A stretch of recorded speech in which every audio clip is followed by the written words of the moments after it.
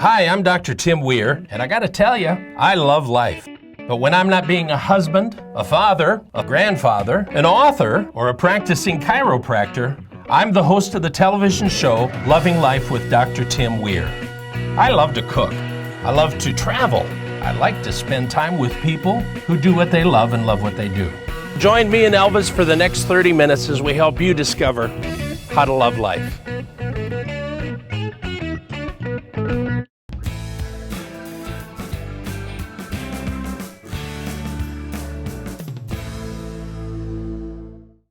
I don't know about you, there's one thing I cannot stand, and that's a bully. We see bullies in school, we see them in the corporate world, we see them at the workplace. It just doesn't work. And we need to address it. And so I'm at Heritage Middle School. I'm with Charles Langley. He's the principal here. Mr. Langley, I'm glad you're with me today. Thank you. We're talking about something that is incredibly important, and it seems to be getting worse and worse as we go along, and that's this bullying issue, even in the schools now. What do you see happening with kids now?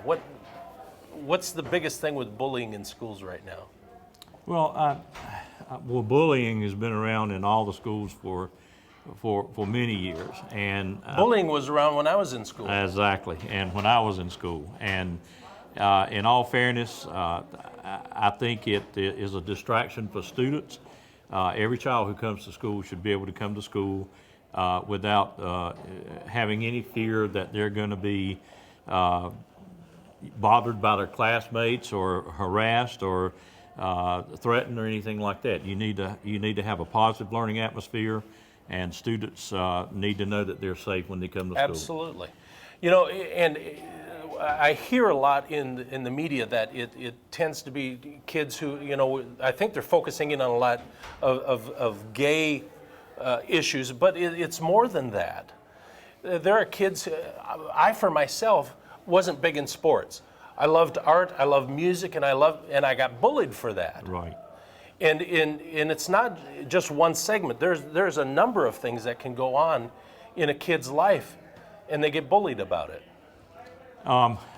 That's true, and another aspect of bullying is cyberbullying. I mean, you know, now with the communications devices that we have access to, internet, Facebook, all of the other media opportunities, I mean, students, it's taken it out of the realm of the school and put it in the community, in the homes and places like this. Absolutely.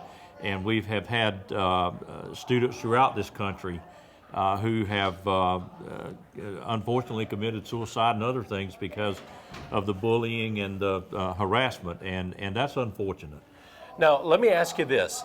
What are some of the signs that a parent could actually look for, do you think, in their child? Well, I think if a kid comes home and says, I don't want to go to school, or that I'm not accepted, or I don't have any friends, or as you say, I mean, if they choose other activities at school that may not have the glamour, say that a major athlete does or whatever, then I think parents can pretty much, you know, determine that, well, hey, you know, things are not right. And right. I should check on that.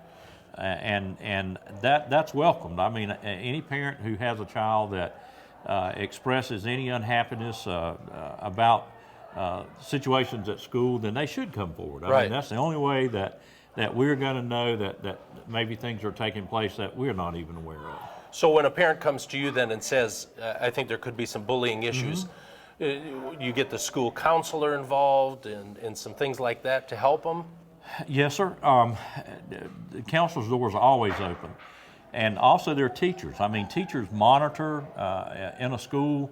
You have to understand that students have to be monitored at all times. I mean, the places that they're not, basically, well, they always monitored, but not as closely maybe in between a change of classes or bathroom breaks or cafeteria, things like that. I mean, but all the other times, teachers can pretty much keep an eye on it and intervene if they need to. Yeah. Also, at Heritage, we have a proactive program. In fact, one of our teachers, Mr. Burnett, wrote a grant and received funding to be proactive in preventing bullying in the school. And he's done a great job along with other teachers. There will be assembly programs. There are questionnaires and other means of feedback that we get from our students that will, give us an insight into, the atmosphere here at school, and we can be proactive with it. And that's a good thing. I wish that was true with all schools. Yeah. But also as an administrator, I think you have to be aware that there's always the opportunity or possibility that you're going to have students in a school that are going to bully other kids, and you just have to be proactive and intervene whenever you get that opportunity. That's really true. And prevent that. That's true. Unfortunately, we can't go outside of the school. We have gone out into the communities. I think like the Boys and Girls Club, we had one of our school administrators, counselors to go into the community and offer workshops to parents on bullying and just to enlighten them on what to look for, Right. as you were mentioning earlier. What do we see, or what do you need to look for as a parent? How do you respond to your child? Even if you have a child who is a bully, how are you going to deal with it? It's not just restricted to one gender. It's all absolutely. around, boys and girls. Absolutely. Well, thank you for what you're doing. Well, thank you. I appreciate it. Thank you very much. Listen, this thing called bullying comes back to the family. You've got to take responsibility. Listen to your kids. Get involved in the school, and let's snuff this stuff out as much as we can. Stay right where you're at. Here's a relaxed tip number 1. Find something that you like to do that's outside. Whether it's fishing, it might be jogging, just walking through the woods. But spend some time out in nature and just see all the wonderful things that are around you. It's amazing. You just can't help but relax. So take some time, at least once a week, to do that. It'll make a difference in your life. And you might catch a fish too. Relax.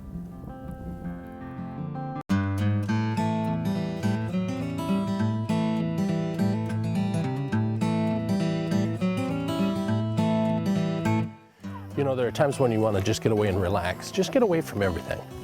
And so the whole family's here. We're at Paddle Creek here in Wake Forest. And we're going to go down the Neuse River on some kayaks. So, regardless of where you live, if you live in California, if you live in Chicago or wherever, there have got to be places that you can get away for a weekend and just have fun. So you're getting ready to join the Weirs as we go down the Neuse River.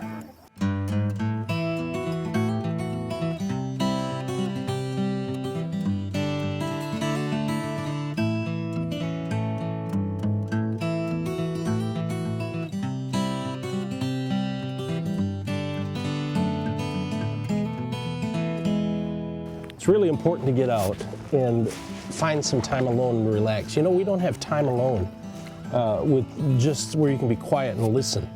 And this is a great place to come and do that because everything's quiet. You're right in the middle of nature. You don't have a cell phone, you don't have a fax machine, you don't have cable television, you don't have an iPad or an iPhone or anything else. It's just you and nature. Great time to relax. Enjoy life. Love life.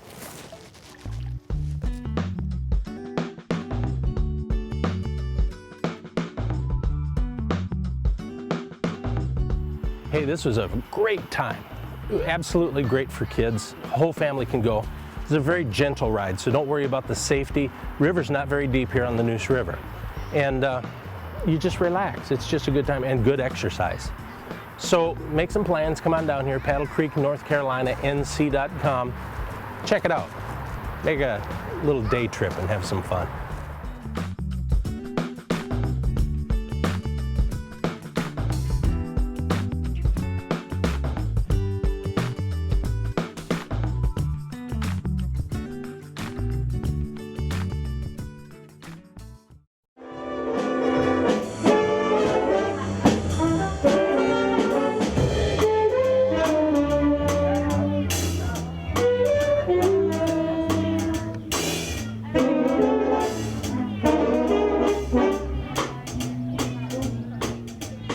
Hey, if you're looking for something fun to do, you got to keep your eyes open in the newspapers and everything for fun things to do, but I'm actually here at Herb Fest, and I'm with Bob Johnson. Bob, thank you for letting me come and talk to you. Oh, hey, my pleasure. Thanks for showing people about the Herb Fest. You love gardening, don't you? I love herbs, and it's interesting because when we do the Herb Fest, people want us, and even some of our volunteers, they say, it's a plant sale, it's an herb sale, and I go, no, it isn't.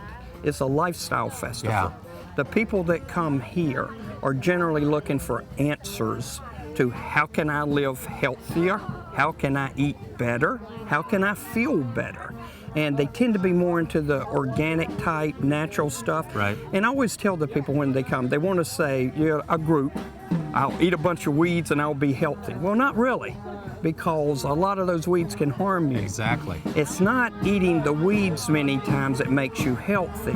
It's once you acquire a palate for healthy foods, you no longer want the heavy starches, the salts, the sugars. You modify your intake of negative foods because you change your palate and you have the convenience of having herbs that as you cook, you have a kitchen garden. As you walk into the house, you get one of the little blackberries from a thornless blackberry and you eat it. I mean, there's many things. We walk out on the back of our house, and rather than adding salt, I add salt practically to nothing. Now, I think we need salt. Exactly. I just don't want it. You don't need excessive salt. Right. So I'll go to the deck, pluck off a good Greek bay leaf, put a fresh bay leaf in my chicken, and start cooking. Now I acquire a taste for bay, and the way it seasons. I have lost my taste. I cannot stand bunches of salt, and so it has forced me, and my family. When we go to the frozen food counter and you get the prepackaged stuff, I'll tell you, and the first time I tasted it in my family, it tastes good. But the second time, you really taste the salt. Mm-hmm. And we consequently don't eat those things anymore. Well, I think part of the reason we put so much salt in because there's no flavor from spices or herbs or anything else in there. So learning how to do that is so important. That's exactly. Matter of fact, one of the ways we show people is once you start using, say, salad Bernays and some of the mints in your salads, and then you, historically, when you would blend in a Thousand Island salad dressing, what you're really doing is tasting the salad dressing, and you've lost all of the herbs and the fresh lettuces, arugula. So you change that, and people don't want to use the salad dressings. That's really true. Anymore. Yeah. You've been doing this how long? The herb, well, this is the 13th consecutive year of the Herb Fest. But we used to have an herb shop, and we've actually been doing it about 20-some years now. But it's because, as I've told you before, my wife's a physical therapist, and I do electrotherapy, and we've always been alternative. Yeah. And part of the alternative world is nutrition. Yeah. And so we've sort of developed. That's a great place to be. To do, yeah. Well, because if you look at our healthcare in America, we've got people who think they can eat anything, smoke anything, drink anything, and be healthy because they can take some kind of a drug or something later on, and it doesn't work. Exactly.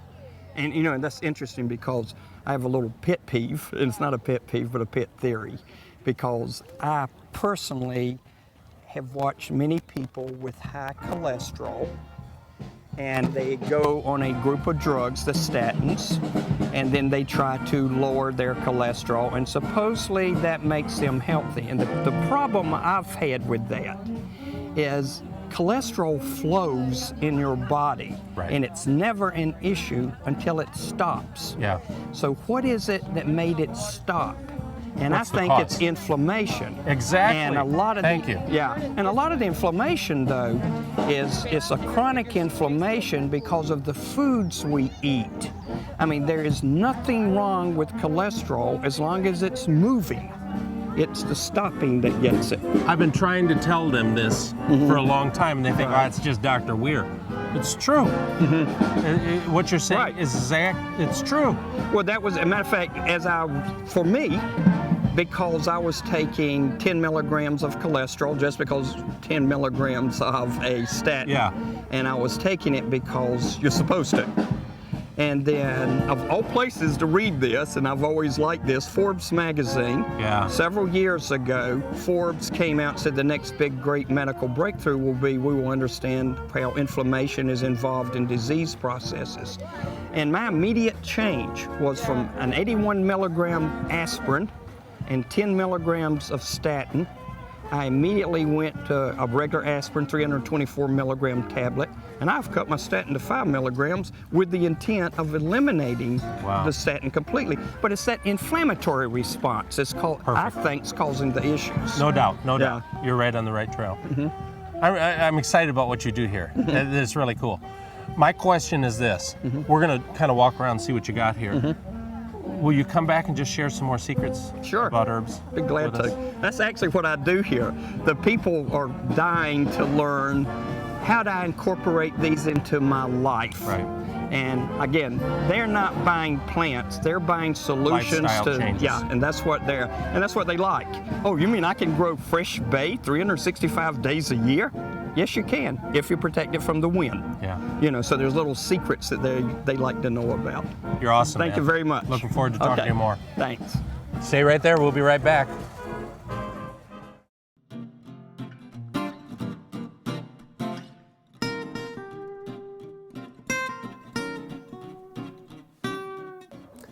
You know, I always talk about things to do that are relaxing.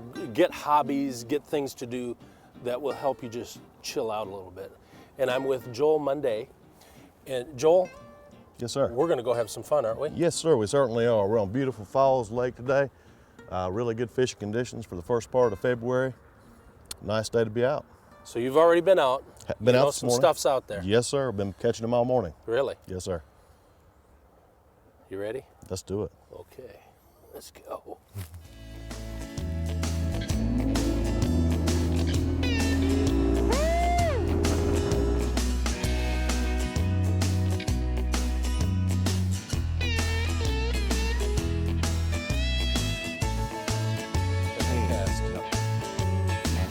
Long cast, depending on where we're at, we'll start with long cast and let it go all the way down to the bottom. You're gonna pick the bait up and then let it fall. And you're gonna feel it flutter. You're gonna feel that bait come up and then fall back down.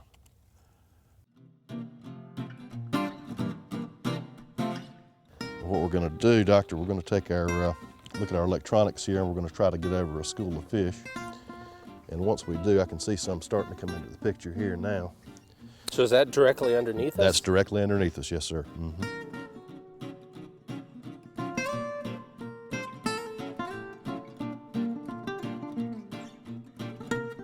I can't let this get out to too many people, but this is a secret thing that I do here. It's the flicker. I call it the flicker move. I've never caught a fish, but I think it's a secret.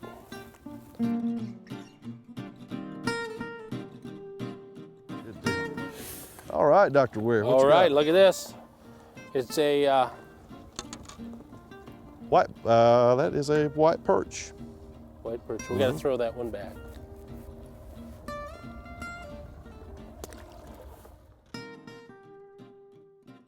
All right, so we've had a great day fishing. These Yes, are sir. some fabulous fish. Yeah, this is some good white bass. They'll go to a family in need on the way home. I'm going to stop by and see if they'd like to have these, and I'm sure they will. They'll make a good dinner for them tonight. Oh, absolutely.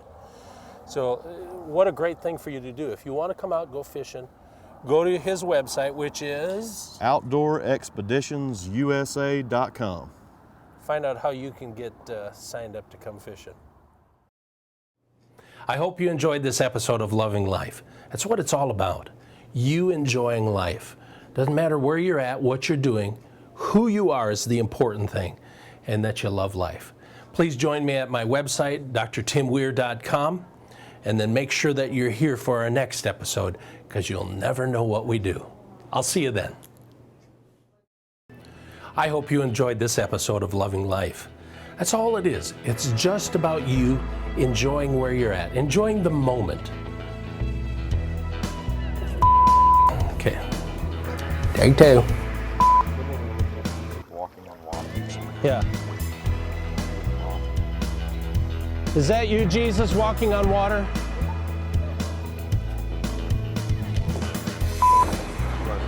Huh?